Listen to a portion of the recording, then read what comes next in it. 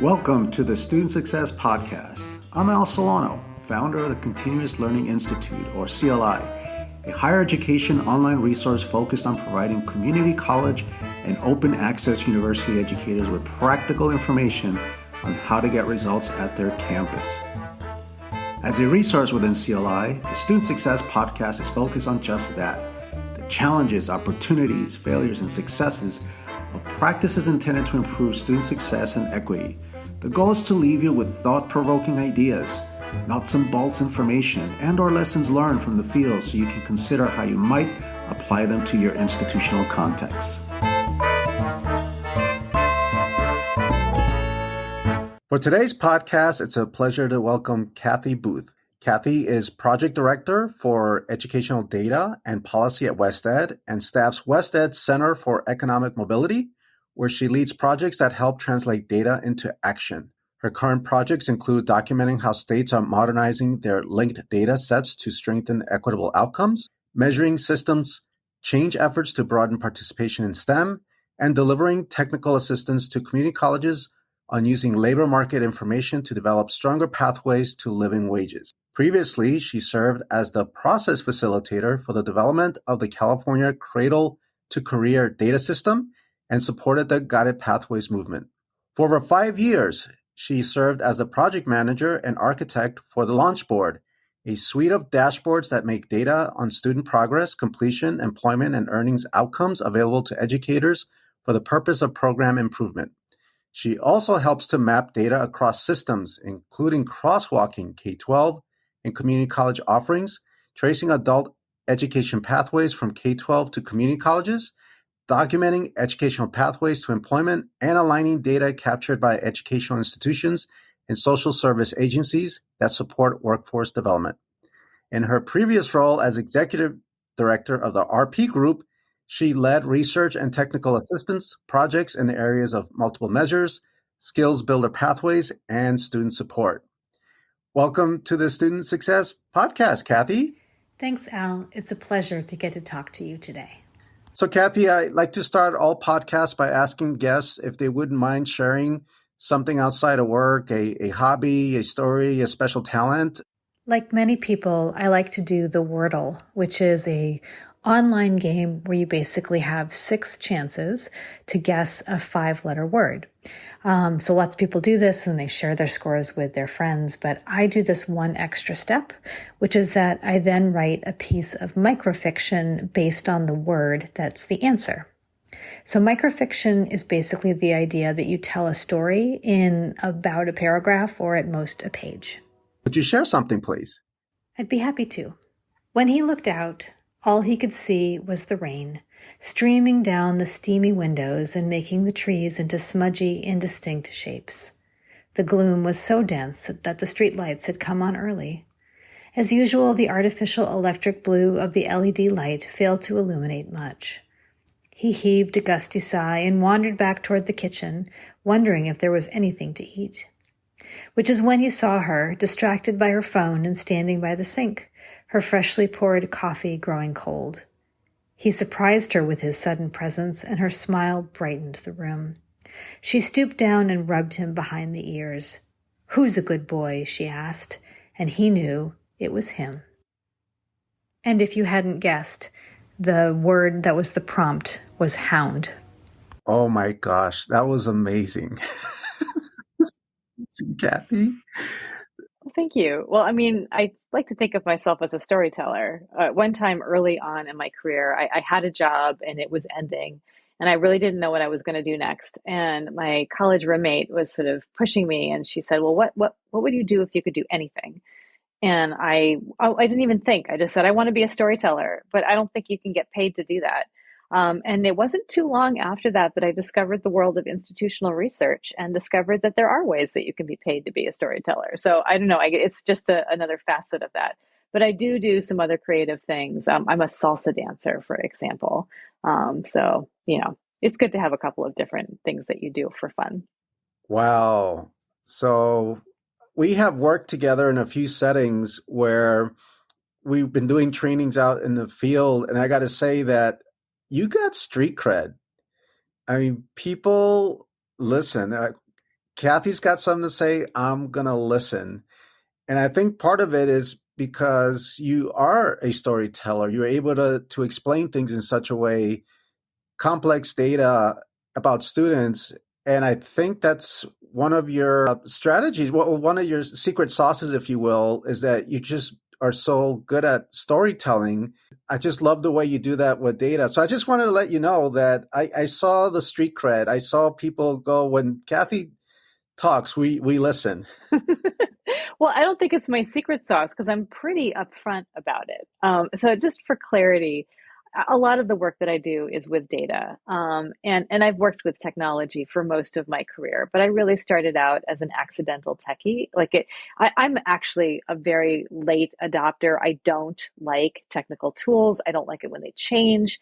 And I discovered this could be an asset rather than a flaw because most people don't actually like how confusing technology can make things, or data and numbers. I did not consider myself a math person. I completely succumbed to that kind of stereotype threat that affects a lot of women.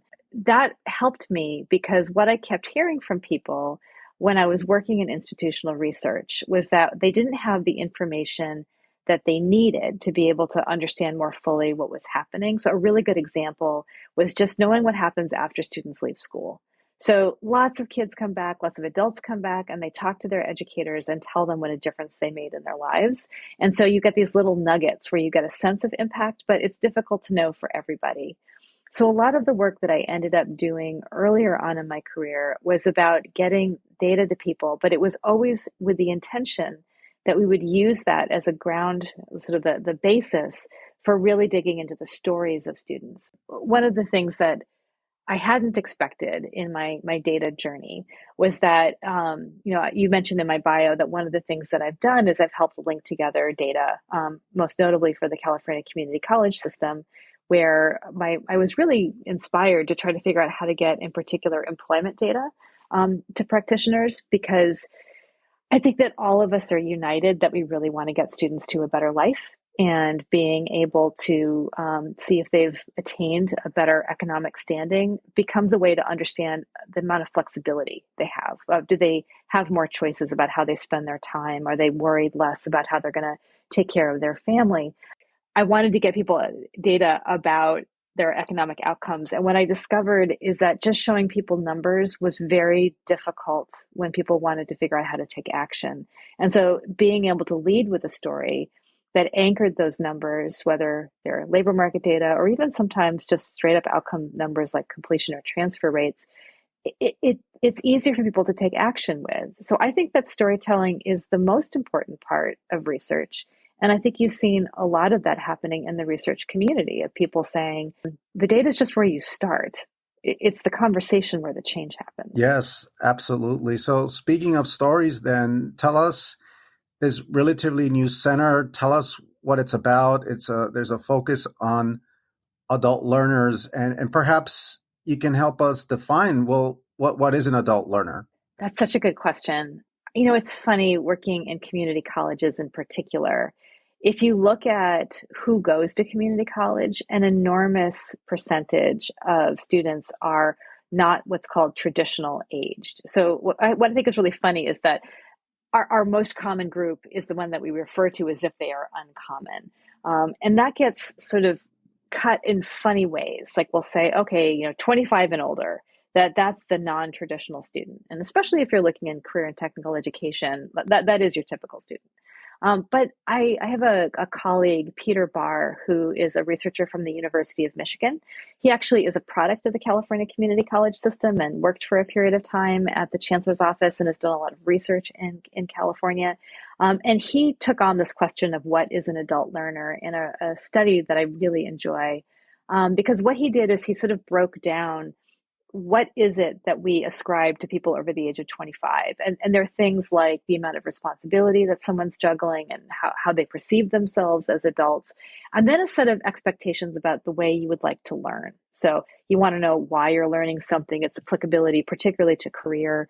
You want to be more self-directed, things like that. And when you look at all of those characteristics, and then you look at who goes to community colleges, that actually applies to most of our students, even the younger ones. So I think that an adult learner is really sort of a concept that can be applied to pretty much everyone that goes to community college. But for the purpose of the work that I've been doing, we have been focusing on people that are not just straight out of high school, because one of the concerns that I have is that if you look at information about who lives in our communities, you'll notice that the number of adults, so people outside of that traditional college age, that don't have a post-secondary award is really significant. And given that we've got fewer people graduating from high school just because of demographic shifts, I think that now is a time when all facets of education, not just community colleges, also 4 years, need to be looking at that population of folks who don't have an award and figuring out how to put a longer term educational credential on the table. And I believe that because what we know when you look at labor market data is that there are many more choices and much more stability when you get to the bachelor's degree level. So a good example of that is if you were just to take a look at a particular area, like in the Inland Empire, and you looked at the number of jobs, basically the diversity of different occupations, there's many, many more choices at the bachelor's degree level than there is down at, say, the certificate level, or certainly just the high school diploma. And I think that one of the things we want to offer our students is choice, flexibility, the possibility of having, changing your mind about your career, of having flexibility if you need to shift. And the other thing that we know about bachelor's degree students is that they're more likely to keep their jobs through a recession or to be able to get more work if they are laid off. So it's a place where there's a lot of stability. But we also know that adults tend to not end up getting those bachelor's degrees. So if you were to do a chart that looked at the number of students who are transferring and going on and earning a bachelor's degree for a community college setting, it is inversely related to the age of your students. And so we need to figure out ways to make education work better for those folks who have more in their lives than school. And I think that unfortunately, we still run our institutions as if our students, all they have in the world to do is to go to school. And I know that lots and lots of people in our colleges wish that were true, but it's not. They've got jobs, they've got family responsibilities. And so if we could be designing our institutions around the reality that people have to flex schooling around these other responsibilities and priorities, we would do better serving everybody. And that could help us address the enrollment crisis that a lot of us are experiencing. And all this is a very long lead up to why we founded the Center for Economic Mobility.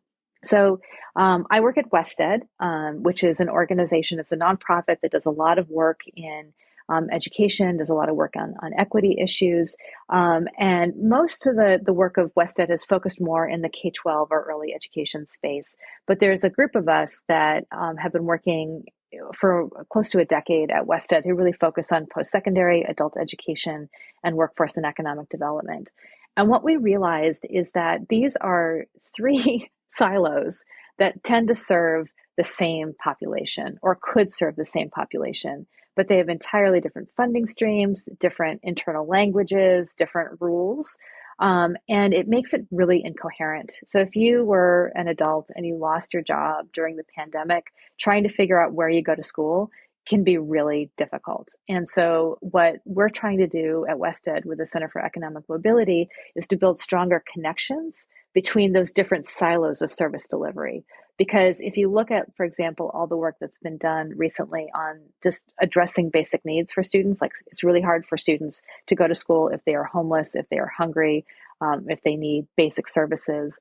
If you partner with a workforce development agency, there's all sorts of ways that you can supplement the resources. And so it becomes more than the partnership with the food bank as a way to address hunger.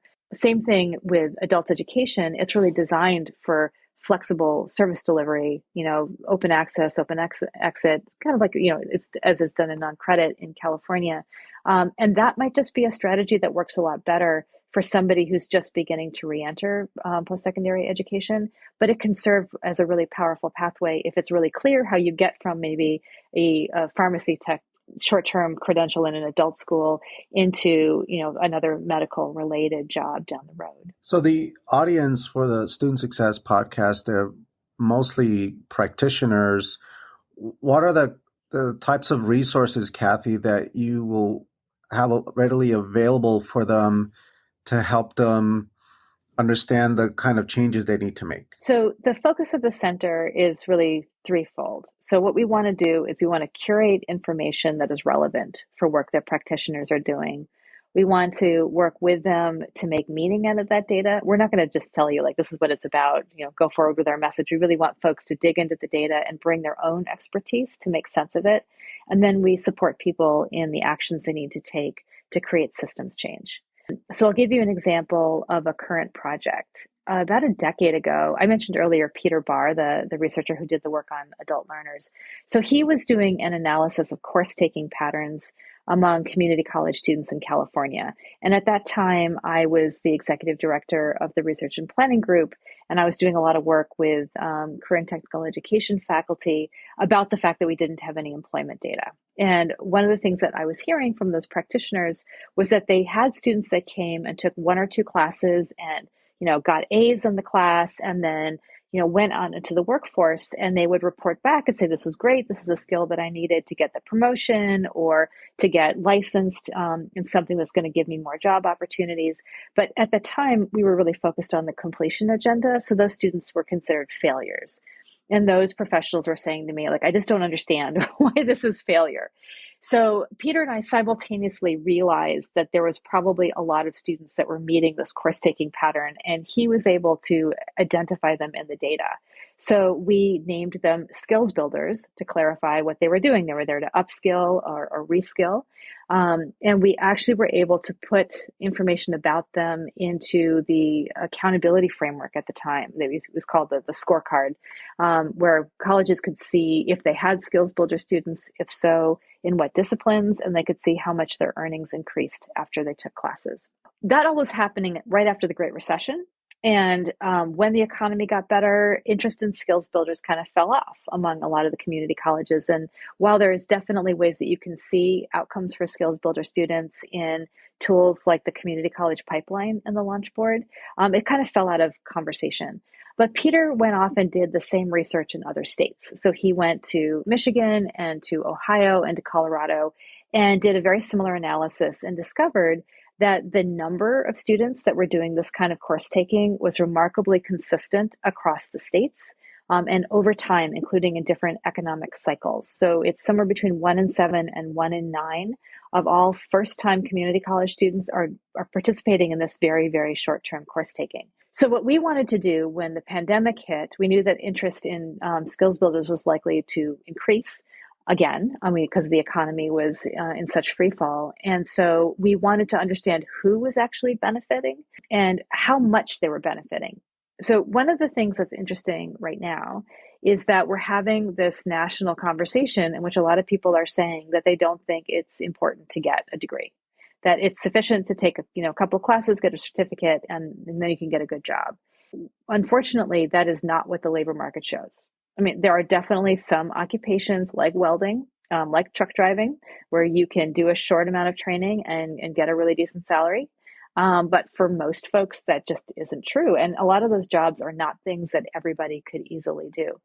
What we do see is that skills builders get a significant short-term boost. So on average, $7,000 more a year, which if you want to talk about return on investment is fantastic. Take one class, make $7,000 more. I think a lot of us would want to do that. But it's not enough to get people to go up an economic rung. So what we did, for example of a project, is that we have created a methodology so that any college researcher could very simply go in and identify how prevalent skills builders are in their institutions, and identify what are the courses they are taking. And then we created a resource guide that explains what to do with that information. So basically, you can map those couple of classes onto your longer term credentials. So maybe someone's taking the first 2 courses in a sequence that leads to a certification in automotive. And then you could reach out to those students who are showing that kind of course taking and say, hey, why don't you come back and take these next 3 classes? And if you do, you can get this Toyota certification and you're going to make $30,000 more a year. And that makes the value proposition really clear to individuals. We also are doing technical assistance, working directly with colleges to help them have those conversations. Because one of the things that can happen is that people are not always believing of the data. And it's a great opportunity to lean in and ask people what it is they know that they don't see represented in the information that's being provided, and then working through that knowledge to figure out, based on what we can see in the numbers, what are the activities that are appropriate for their institution and their student body. So I developed an inquiry and action team model, and it works with the coalition of the willing within a career and academic pathway, also known as a meta major, or within a program or discipline. I work with one team. It was an automotive team, actually. What we were learning during the process is that most of their students were just taking one or two courses and they were done. These students saw that as a success because that's what they needed to have the next skill to get a little bit of bump in their race, right? But they were not interested in a certificate or an associate's, but it was actually a little bit difficult to know who they were. The faculty had to talk to them and they said, oh yeah, I'm just here for one or two classes. So I'm wondering, how do practitioners identify those students that are skills builders? Is that something that they do through your dashboard in WestEd, or you show them how to do it at the college? How do they identify those students, especially given that students change their minds all the time? So the methodology that we put out would allow you to look backwards and identify the students who engaged in course-taking behavior consistent with being a skills builder. And so what's great is that Peter is the most rigorous researcher. So he does 10 times as many logistic regressions as you need to really refine his methodology. But despite all that rigor, it really boiled down to exactly what the faculty said to us 10 years ago the skills builders were about. They enroll part-time. They only stay for 1 or 2 semesters. They pass the class. The class is almost always a CTE class. That's it. And so you can go back and take a look. So if you did an analysis that said, hey, we have a lot of students in automotive, for example, they're going in, we see this over and over again over time, then you know you've got something going on in that program. Now, automotive is an interesting case because there is a reason why people would come and take one class, and that is to retake the transmissions course. Because as you may have noticed, cars are computers, and the transmission course is where you would learn about the new operating system in a car. And so for someone maintaining a job, that one course may be exactly what they need. However, one of the things that I think that community colleges are really good at is helping students realize their potential. So maybe you had a dream of being an engineer, and you were going to school and your mom died, and like you were taking care of your younger siblings, and that whole dream just went out the window, and you ended up working in car repair, and there's always jobs in car repair, and you think this is good, I can do this.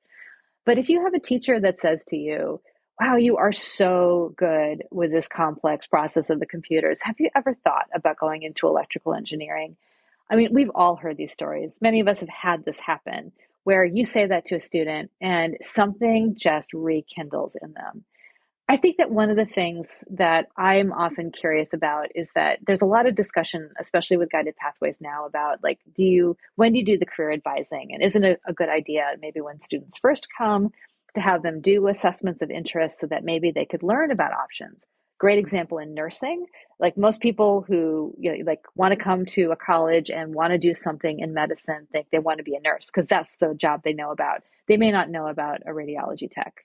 We assume that students actually know what their options are. We want to give them the ability to explore. But the truth is, I don't even think a lot of us who work in the colleges really know what the labor market is like. Why would somebody, when they were 35, know any better than when they were 21, right? So what they will know is a lot more about what their aptitudes are, what makes them love going to work, what makes them hate going to work, what their real needs are related to how they're going to balance their job and everything else in their lives.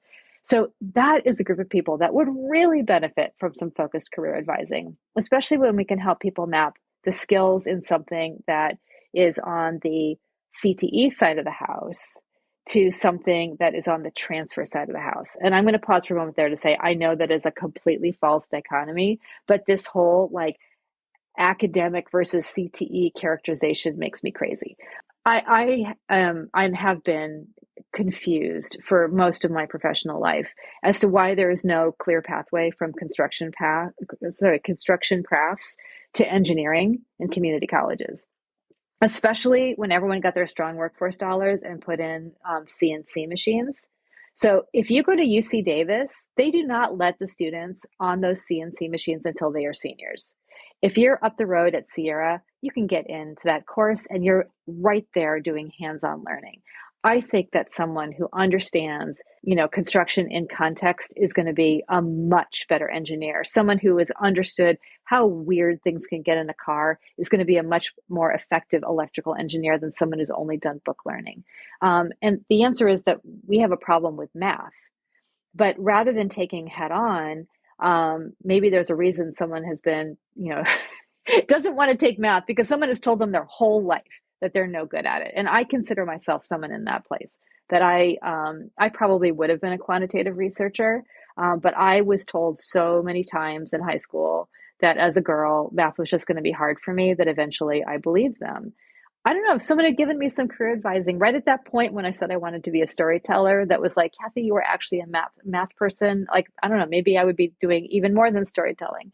But I think that we owe it to students to figure out what those opportunities are. So the fact that the students said in the moment to those faculty, oh, I don't know that I want to do that, maybe it's because they don't know what their options are. And maybe the other reason they don't want to do it is because the school is set up, the college is set up in a way that what they would have to do to make it into that transfer pathway is so onerous that it just isn't something that's going to fit into their life. And that is something that is completely under the control of people who work in the colleges. So many of those things that get in the way are things that we have the power to change.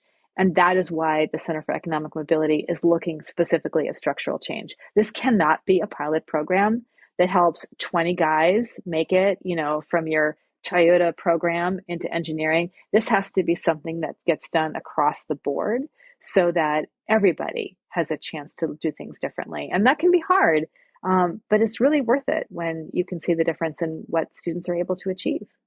There's so much there, Kathy. So I'll start again from the practitioner perspective. So they get this data. They understand now who these skills builders are. They have a profile, if you will, almost like a skills builder profile success team that has this profile of students and can reach out to them and get them to the resources for counseling and advisement. That could be a way. And do you have other ideas, ways that you've seen this happen, Kathy? So I think that let's stick with the automotive example. So let's say you realize you have this phenomenon. So I would go talk to the faculty and I would go talk to the current students, and especially those students that are like, oh, I'm just here for the one class. Ask them why. Ask them where this course fits into their current plans and what their long-term plans are. Then what I would do is I would have faculty and deans work together with local folks, whether it's your employer council, to sort of say, okay, so what's really going on for this longer term pathway? So I know that one of the things is that there is a real shortage of people that do automotive repair.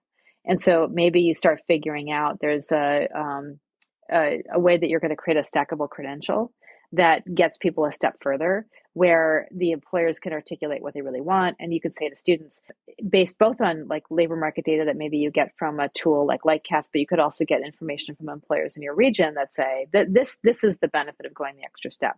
And then, as you mentioned earlier, we don't always know who the skills builders are until they leave. They may not know that they're going to be a skills builder until something happens where they're like, God, this is going to be enough for now. So what you really want to be doing is proactive advising. So what you could do is in that, like the courses that are where you've got a lot of students, you just spend a little bit of time in one of the classes where you say, hey, this is what this class does for you. These are the things that you would get if you do these other options. And you just lay them out for people. And then you make that information available. Maybe it's on the webpage that's associated with that program. Maybe there's a poster in the classroom. Maybe there's a resource in Canvas that people go to. It doesn't have to take a lot of instructional time, but you're just putting the information out there. And then also, this is what we saw, when we were first looking at things like a transfer culture in an institution, really working with the faculty and the deans in the automotive program about, do they view the students as being transfer material. What are their thoughts? And really working on the habits of mind within that group to say, how can we open up these other possibilities? And then maybe you do go that extra mile of saying that you want to make a clear connection between the automotive program and an electrical engineering opportunity at a nearby CSU. And then you work together to figure out how you're going to address the way that you're going to get people through the math sequence. And maybe you have a special math jam that you do in the summer that's focused on taking what you know from a context of automotive and applying that to math concepts so that people have the anchors to begin to feel successful so that they move on. So those are some examples for how you could do this.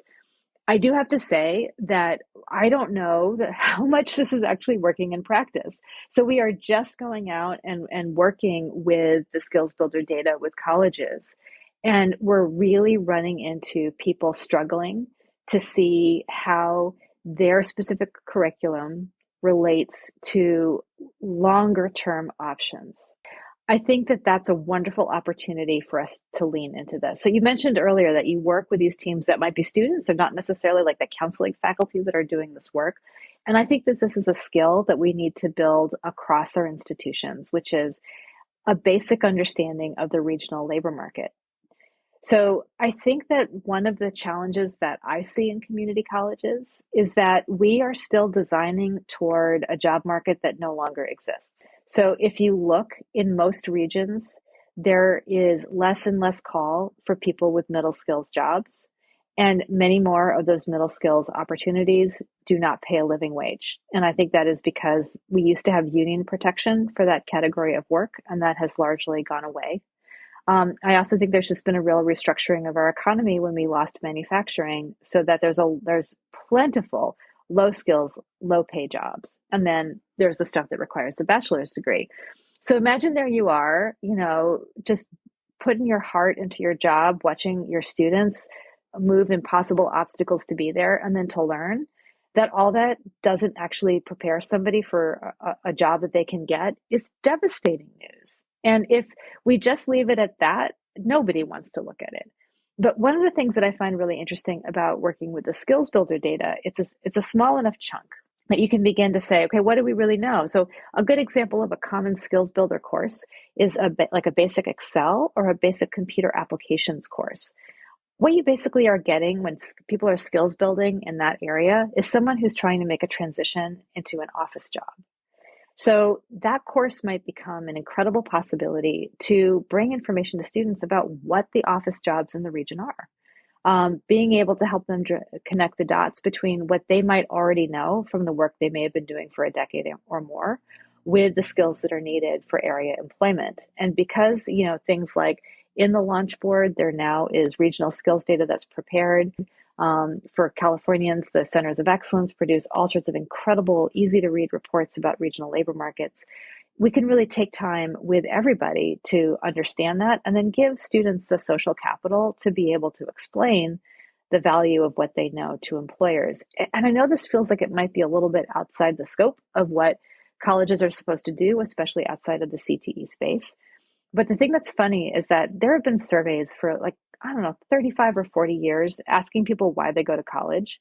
And they say they go to college because they want a better job. So we should meet students where they're at. Now, along the way, when we're helping them get a better job, we can give them an opportunity to, learn more about the history of jazz or to be able to write microfiction or things that are going to make their life joyful. And those things have value too. But if we met students where they are for the job section and then helped them open up the space for other things, then I think we're really leaning into the vision we have for giving students that better life that drives them to come to our colleges. Oh, Kathy, that reminds me of, the whole guided pathways work and the pushback against it.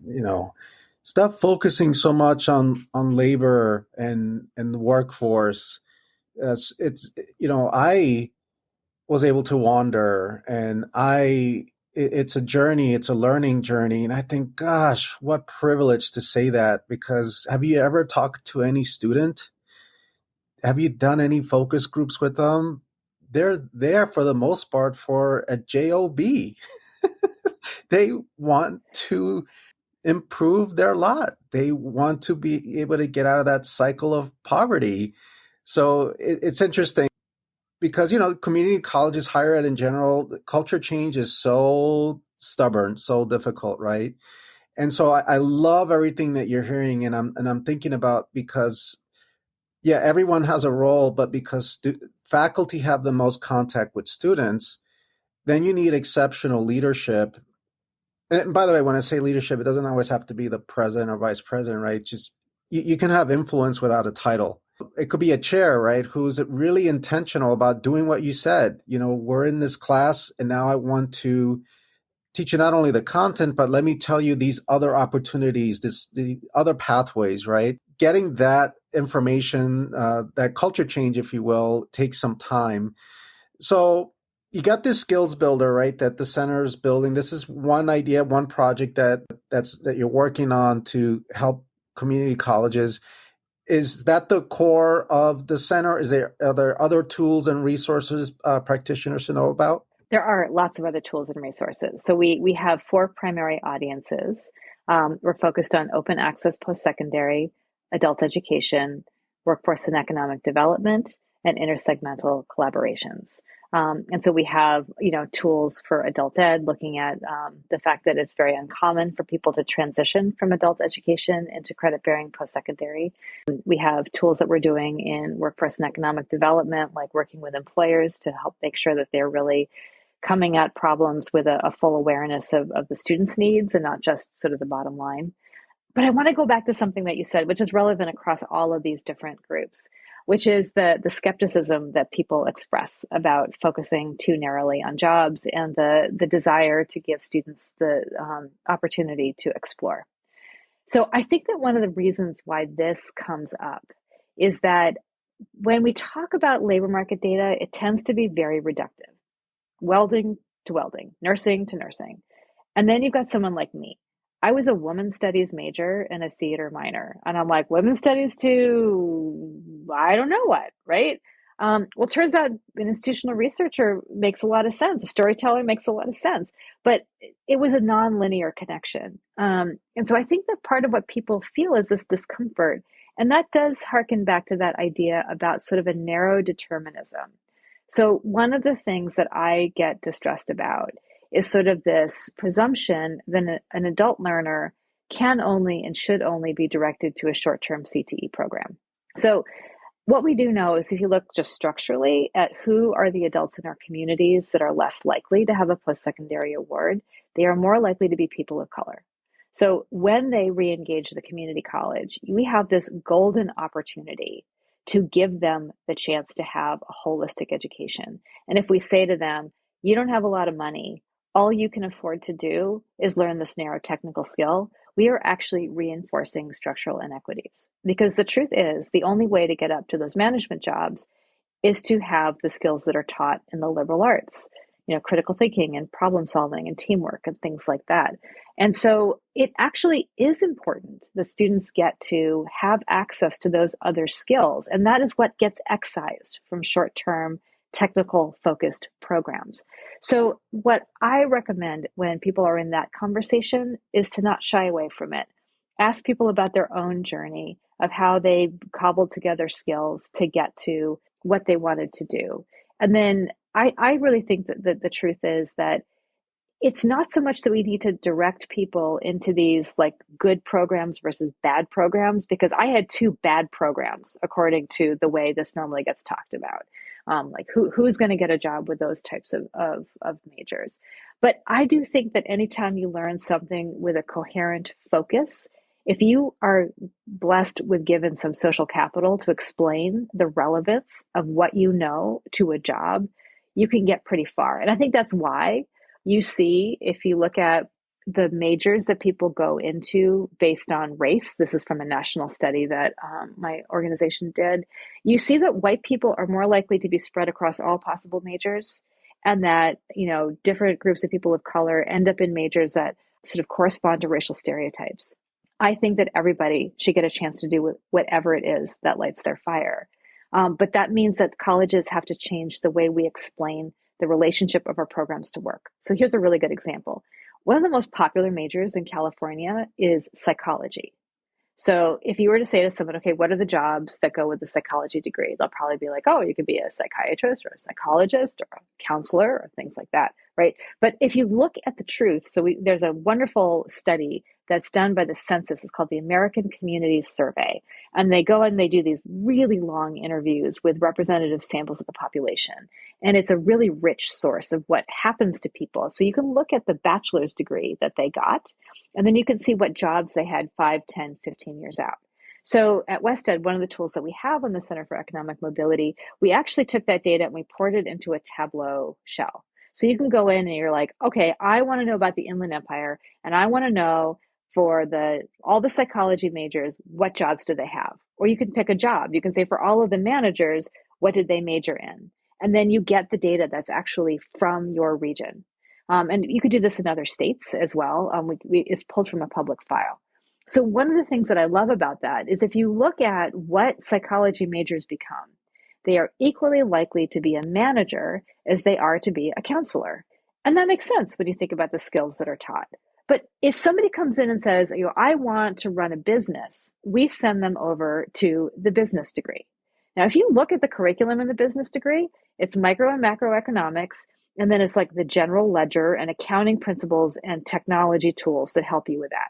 Now, if I wanted to be the head of a company because I'm really charismatic and I want to be the boss of everybody, you put me in that business major and I'm going to be just like hating life. Like, do not make me work on the general ledger.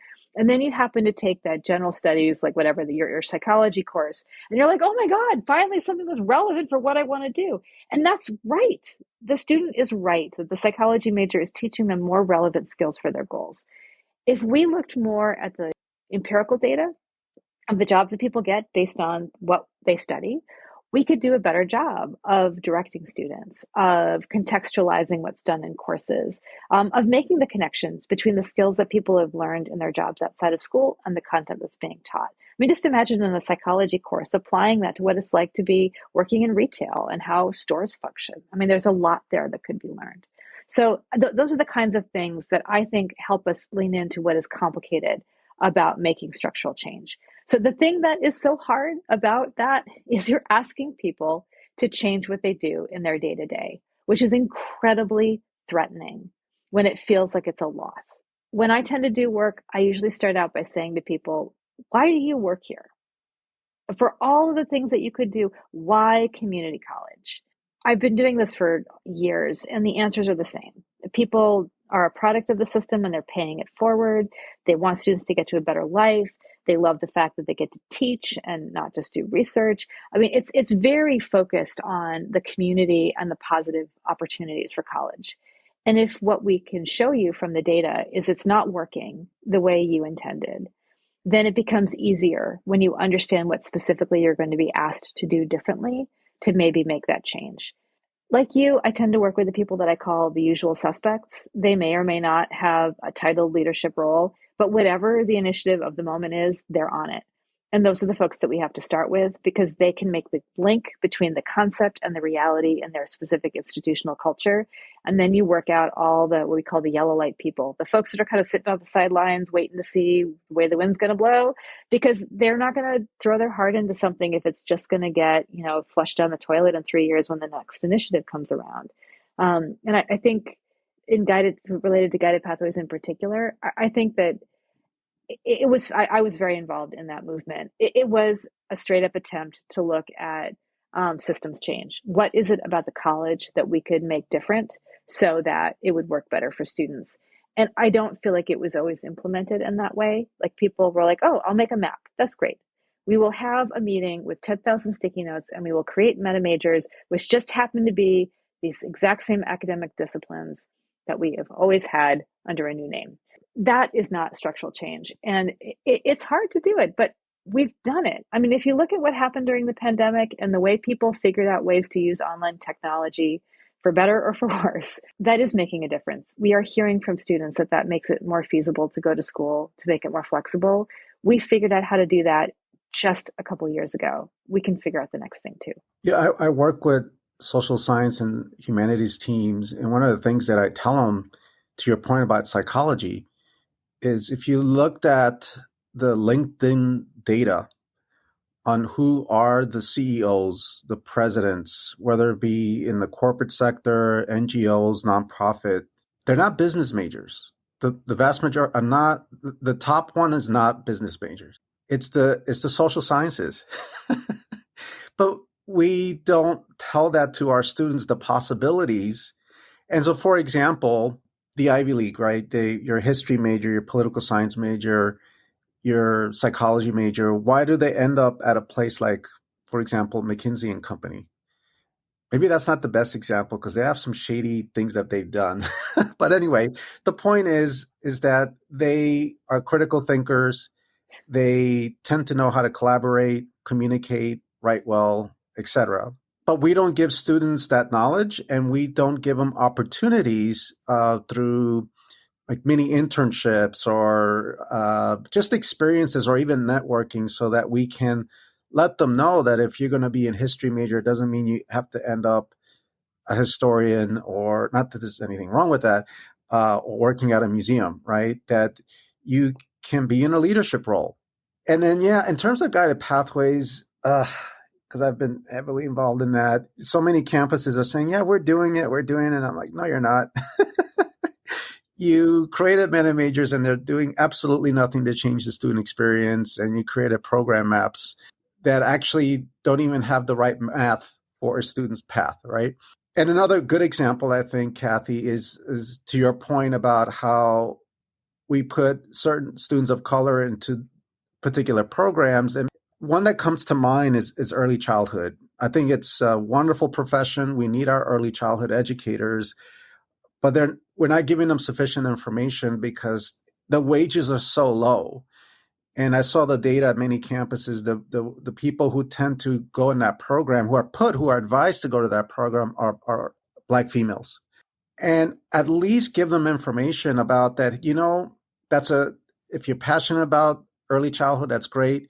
But you can also have your own business in early childhood education. You can do X, Y, and Z.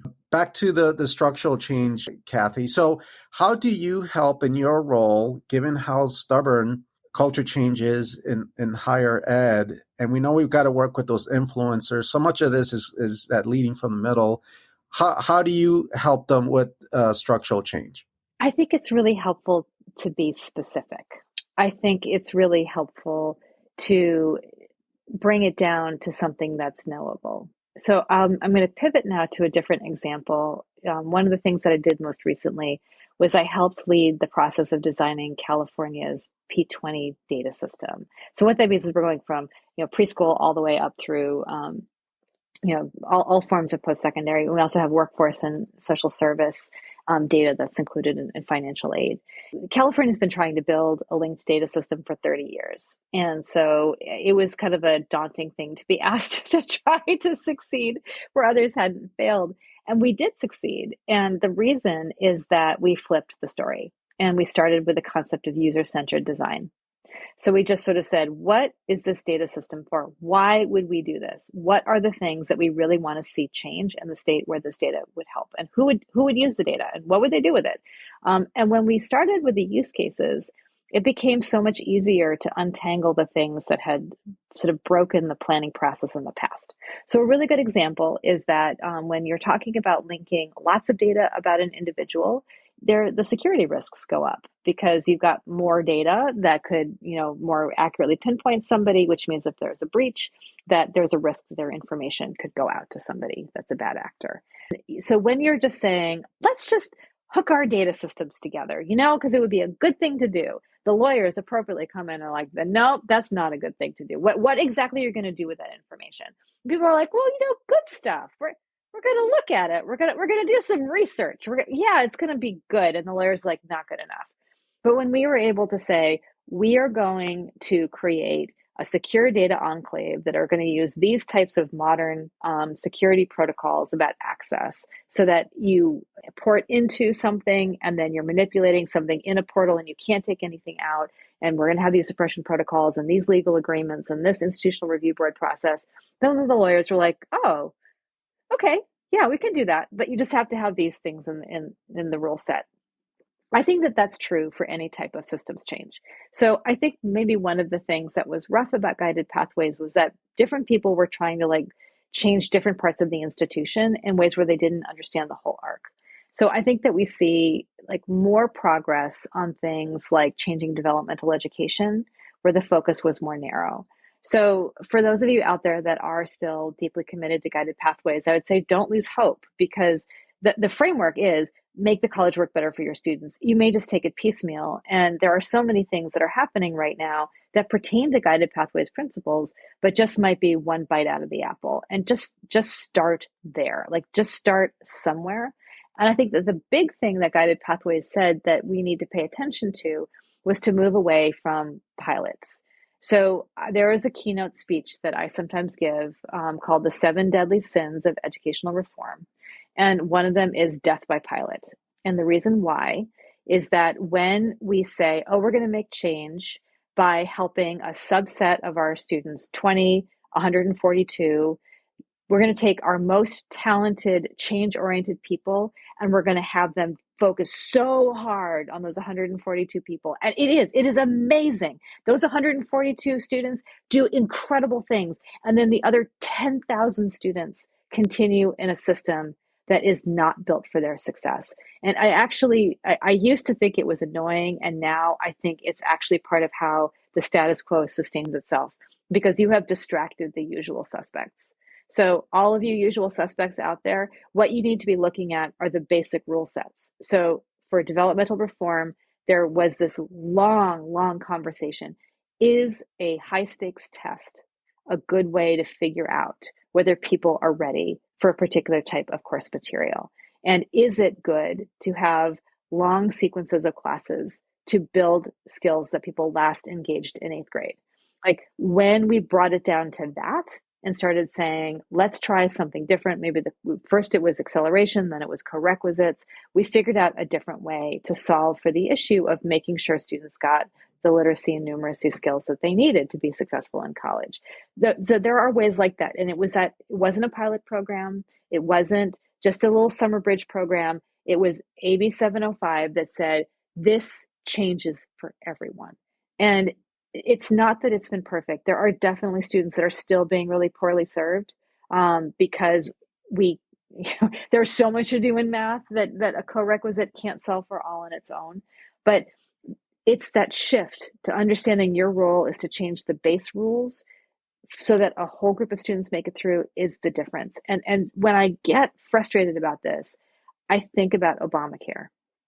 So President Obama, if you go back and you listen to Audacity of Hope, was really clear that he could find an issue that was going to shift outcomes for people of color and everybody else too. And he worked so hard. He made so many compromises. He built such a strong coalition to change the given for whether people have the right to healthcare. And he changed funding streams. He changed laws. He survived, so Supreme Court cases. And I shouldn't just say it's him, because there were thousands and thousands of people that were helping make this happen. It changed the given, and it is holding through all of the critiques of it. And so that's what we need to be doing in education. And I do think that that's possible. So what we're trying to do for the Center for Economic Mobility is find a place where colleges or adult schools or workforce development organizations really want to look at those underpinnings and figure out a better way to connect the money that we already have, the talent we already have, to change what it feels like for most people going through those systems by just taking it down to a piece, really understanding the issue in your context. How do you make sense of that? What do you know that enriches a solution? And then walking people through that long change process so that we can stick with it, so that people can get through the rough days and keep pushing on, because the students are clearly focused in their sights. You're so funny about the pilot, because when I work with campuses, I tell them that word does not exist in your vocabulary. Because they'll say, we'll do some kind of onboarding. I chunk up the guided pathways work into basically onboarding. It's a beast. There's just so much to do there. Career and academic pathways, we created them. Now, what are we going to do with them to improve our craft, to increase a sense of belonging and community, to really be intentional about equity, and then teaching and learning. That's how I chunk up the work. And so if we're doing something on onboarding that will impact a lot of students, it isn't always a small number. They'll say, oh, so let's so Al, we're going to pilot this. Nope, let's just call it what it is. It's implementation, because pilots go to die. But what is sobering though, Kathy? It took a law to structurally change this wretched thing that colleges were doing by using a test and having students take high school English and math all over again. So sometimes, and by the way, there's still, as you know, resistance to it, people complaining about it, but we have more students, especially students of color, who have completed English and math than ever before. Do some equity gaps exist at some campuses? Absolutely. And others, they've closed actually. But if it wasn't for that law, and I work with campuses throughout the country where they're still trying to do the right thing within their campus, but it's also not able to change to have more student-centered schedule. They're still rolling over the schedule of what is convenient for them, not looking at their population and that they have one or two jobs, their parents. So it is a stubborn system. I think that's true. Just but related to the use of legislation, I think it's important to recognize that AB 705 did force remaining colleges in California's system to abandon the test and go to multiple measures. But there was a movement that went on for almost a decade in which all sorts of faculty looked hard at what they had experienced with their students and tried all sorts of brave things to make things different. There were policies that were shifted at the campus or district level. You think back to Cuyamaca and the work that they were doing early on. You think of Long Beach City College. Sometimes it does take a law. Like it took a law for the data system to pass as well. But that doesn't mean that you have to wait for the law.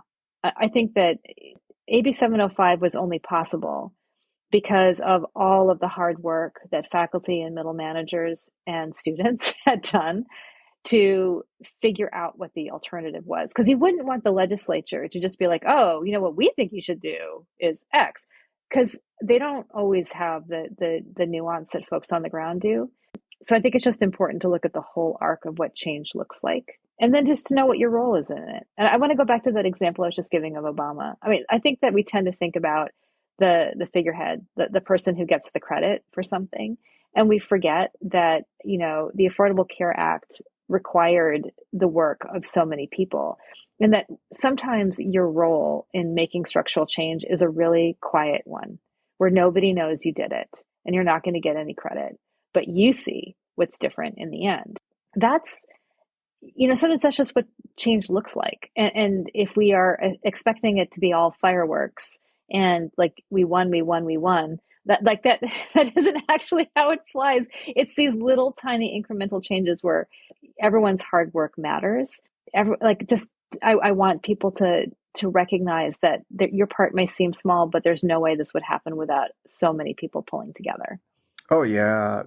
Cuyamaca, Terry Nichols, all of them, they paved the way, and it took, like you said, a decade of so many students that were lost, but we are improving. As we wrap up here, I have a question for you. I don't know if you've been pondering this. I was in a meeting the other day, and an AI assistant showed up to the meeting. It was an artificial intelligence assistant who went there to take notes for the person who couldn't make the meeting. This same person came, he was working with a student, then came late. I asked him to stay after the meeting because I wanted to learn about this AI. And he says, oh, it's great. I also use it when I'm in the meetings because it just transcribes everything. It organizes everything. And then over time, I have all of my notes in this platform. They're all organized. There's key themes. Everything is there.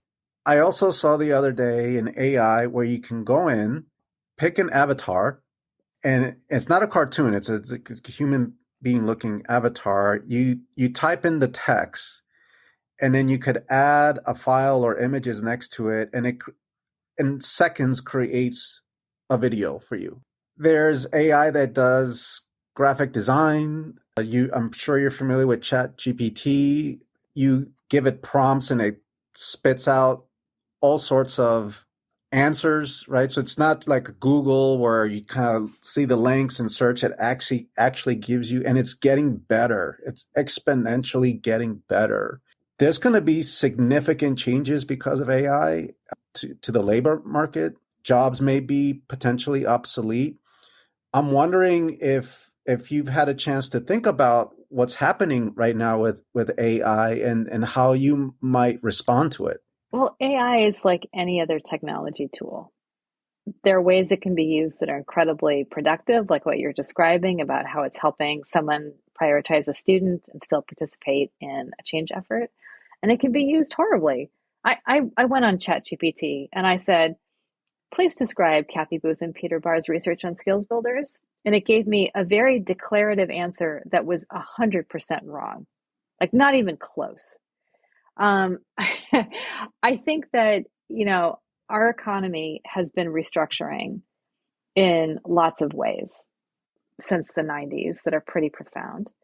And I think that there are a group of workers who suffered first for some of those shifts. Intel is building this huge new factory in the Columbus area, and all the community colleges are all abuzz getting ready to help. And the major jobs are the people who fix the robots that are going to be building all the microchips. So that is a manufacturing job, but it actually harkens back more to the jobs of the 30s when you had your little toolkit that was yours and you would go and fix things. The economy is an incredibly complex place. So what is going to happen? All of a sudden, you've got all these, educators that are like, good Lord, my students are turning in papers that are written by ChatGPT. Now I'm going to have them sit and write it out in a blue book. God help us, because everyone's handwriting is horrible because of computers. But, we adapt. And I think that AI is not going to be the panacea, but it is going to change the way we do the work. And what it continues to do is focus on the capacity for discernment as being what the computer still can't do. I mean, I don't know, maybe eventually it will correctly summarize my research for me. But until that day, I think that this is back to why it's so important that we're giving students critical thinking skills and the social capital to explain what they can do that is different than a computer. I also think that if you look at the jobs that are growing in our economy, they're in things like healthcare. And I do know that in Japan, they have robots that are looking after old people. But I think that there are lots and lots of worthwhile jobs that AI may just be a support in it, and it's not going to take your job away.